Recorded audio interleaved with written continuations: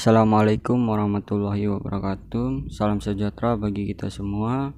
Pada hari ini saya akan menjelaskan Pancasila sebagai kepribadian bangsa Indonesia.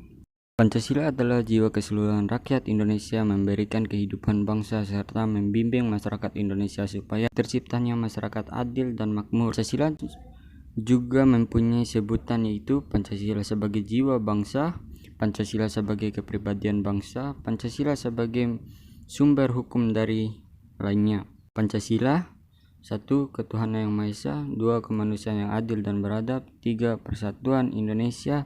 4. Kerakyatan yang dipimpin oleh hikmat kebijaksanaan dalam permusyawaratan perwakilan. 5. Keadilan sosial bagi seluruh rakyat Indonesia. Rumusan masalah: yang pertama, apa arti dalam Pancasila? Yang kedua, apa arti Pancasila sebagai kepribadian bangsa Indonesia? Adapun tujuan Pancasila: yang pertama, mendeskripsikan arti dari Pancasila. Yang kedua, mendeskripsikan arti Pancasila sebagai kepribadian bangsa Indonesia. Pancasila artinya 5 dasar atau 5 asas, yaitu nama dari dasar negara kita, Negara Republik Indonesia.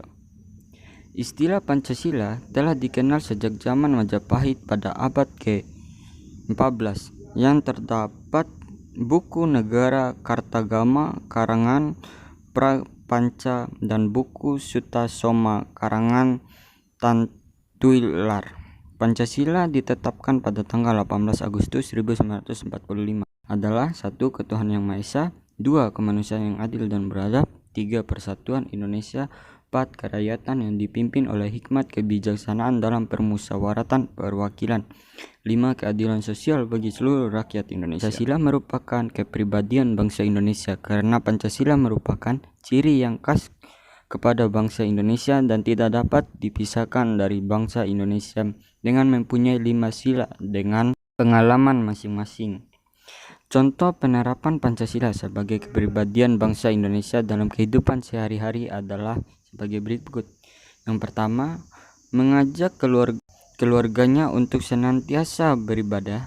Yang kedua, bertindak sesuai norma dan aturan yang berlaku di masyarakat. Yang ketiga, rela berkorban demi negara kesatuan Republik Indonesia. Yang keempat, mendengarkan pendapat orang lain dengan baik. Dan yang kelima, menjaga keseimbangan di antaranya, mengerjakan kewajiban dan menerima hak baik keluarga, sekolah, masyarakat maupun negara. Aspek-aspek yang terkandung dalam Pancasila pun sangat kompleks maknanya dan dapat diterapkan dalam berbagai bidang kehidupan sehari-hari. Yang pertama, contoh penerapan Pancasila. 2. Berusaha menjadi anak yang soleh dan soleha atau menjadi anak yang dekat kepada agama serta berbakti kepada orang tua. Yang ketiga, mengajarkan nilai-nilai religius akan ketuhanan yang Maha Esa. Yang keempat, mengajar teman untuk sholat berjamaah. Yang kelima, saling menghormati teman yang berbeda agama. Yang keenam, menjaga keharmonisan antara umat beragama. Yang ketujuh, membiarkan orang lain menjalankan kepercayaan dan keyakinan sendiri. Yang kedelapan, memberikan kebebasan beragama terhadap orang lain. Yang kesembilan, memberikan sebaik mungkin. Yang kesembilan, beribadah sebaik mungkin. Yang ke-10, mendalami ilmu agama tanpa memperhatikan batas umur, tidak memaksa orang lain untuk sukses dalam agamanya. Yang ke-11, mengajak keluarganya untuk senantiasa untuk beribadah. Contoh penerapan Pancasila kedua: tidak bersikap sewenang-wenang terhadap adil sendiri, bertingkah penuh sopan dan santun terhadap orang tua, gemar membantu teman-teman yang berada dalam kesusahan, mentraktir temannya untuk akan di kantin, membela orang yang ditindas, menegakkan HAM sesuai dengan fungsinya, bersikap adil terhadap sesama, tidak bersikap semena-mena sebagai kepemimpinan maupun kepala keluarga, bertindak sesuai norma dan aturan yang berlaku di masyarakat, menumbuhkan sikap tanggung rasa antara teman.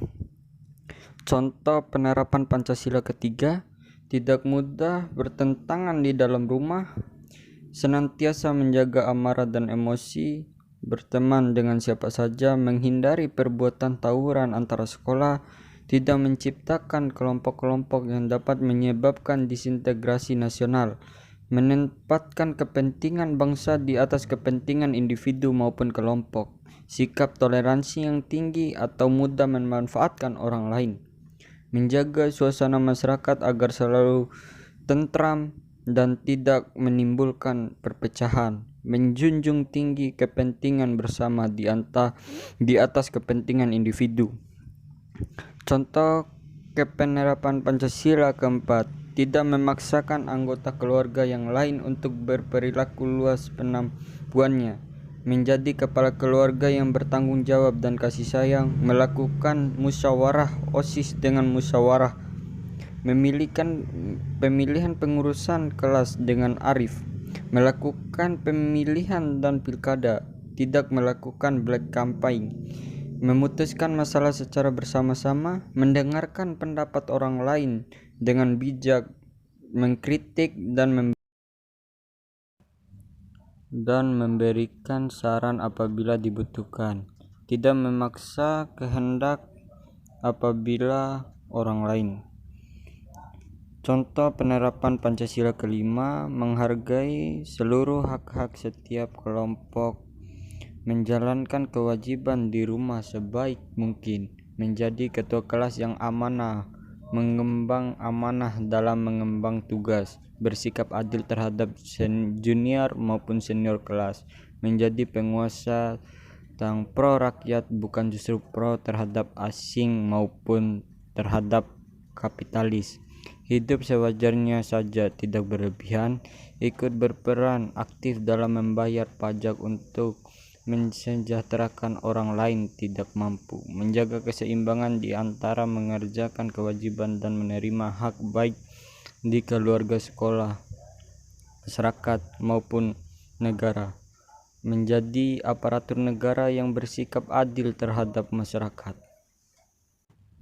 Adapun kesimpulan, salah satunya fungsi Pancasila adalah sebagai kepribadian bangsa, yang berarti Pancasila merupakan pencerminan dari jati diri bangsa Indonesia. Oleh karena itu, bangsa Indonesia harus menjadikan pengalaman Pancasila sebagai pedoman dalam kehidupan bermasyarakat dan bernegara.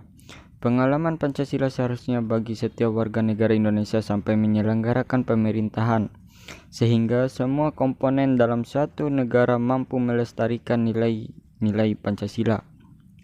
Adapun saran dari saya, berdasarkan urai di atas, kiranya kita dapat menyadari bahwa Pancasila merupakan kepribadian bangsa Indonesia dan setiap warga negara Indonesia harus menjunjung tinggi dan mengamalkan sila-sila dari Pancasila tersebut dengan setelah hati dan penuh rasa tanggung jawab agar Pancasila tidak terbatas pada tulisan saja. Sekian, terima kasih. Saya Abdul Daram Danwarta. Wassalamualaikum warahmatullahi wabarakatuh.